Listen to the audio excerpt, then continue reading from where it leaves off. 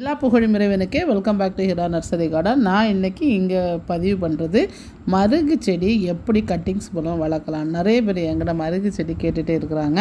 சரி, நமக்கு கட்டிங்ஸ் மூலமாக நான் இதுக்கு முன்னாடி வளர்த்துருக்குறேன் வீட்டில். அதனால் இப்போது திருப்பி நான் அதை ட்ரை பண்ணுறேன், உங்களுக்கு காமிச்சு தர்றேன் எப்படி வளர்க்கலாம்னுட்டு.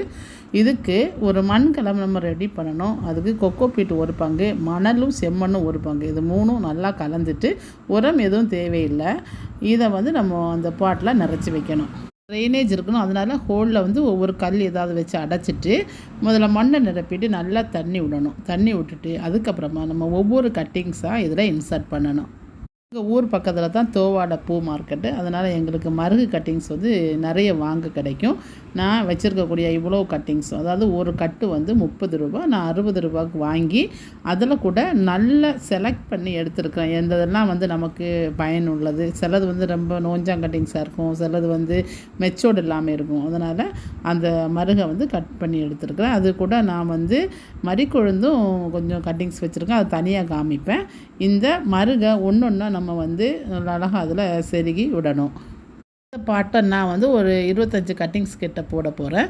நம்ம திருப்பி இது மெச்சோர்ட் ஆகி வேர் வந்ததுக்கப்புறம் நம்ம அதை வெடியை எடுத்துட்டு திருப்பி ஒன்றா தனியாக சின்ன கவரில் நட்டு வச்சுருவேன். ஏற்கனவே நான் இந்த கட்டிங்ஸ் போட்டு சக்ஸஸ் ஆகிருக்கு எனக்கு.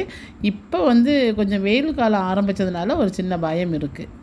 இப்போ தான் நல்ல மெச்சோர்டான கட்டிங்ஸ் வர ஆரம்பிச்சு. அதனால தான் நான் அடிக்கடி மருகு வாங்குவேன். ஹேர் ஆயிலுக்கு இதை காய வச்சு பொடி பண்ணி போடும்போது நல்ல ஒரு அழகான வாசனை இருக்கும். அதுக்காக நான் இதை வாங்குறது உண்டு. நான் இப்போ காமிக்கக்கூடியது எல்லாமே மறிக்கொழுந்து கட்டிங்ஸ். மறிக்கொழுந்து ஃபஸ்ட் டைமாக நான் கட்டிங்ஸ்லேருந்து வளர்க்குறதுக்கு வச்சுருக்கிறேன். உங்களுக்கு அடிக்கடி அப்டேட் பண்ணுறேன். இந்த அரேஞ்ச்மெண்ட்டை அப்படியே நம்ம ஒரு டார்க் ரூம்லேயோ நிழலான இடத்துலையோ வைக்கணும். ஒரு நாளைக்கு 4லிருந்து 5 முறை இந்த மாதிரி தண்ணி ஸ்ப்ரே பண்ணி மட்டும் கொடுக்கணும். அந்த ஸ்ப்ரே பண்ணக்கூடிய தண்ணி கண்டிப்பாக கீழே வடியும், அதுவே அதுக்கு போதும்.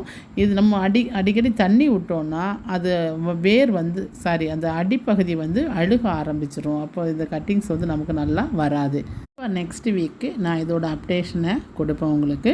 வீடியோ பிடிச்சிருந்தா லைக் பண்ணுங்கள், ஷேர் பண்ணுங்கள், என்னோடய சேனலை சப்ஸ்கிரைப் பண்ணுங்கள். நான் அடிக்கடி நிறைய பிளான்ஸ் ஆஃபர் போடுவேன். அப்போது உங்களுக்கு அது பயனுள்ளதாக இருக்கும்.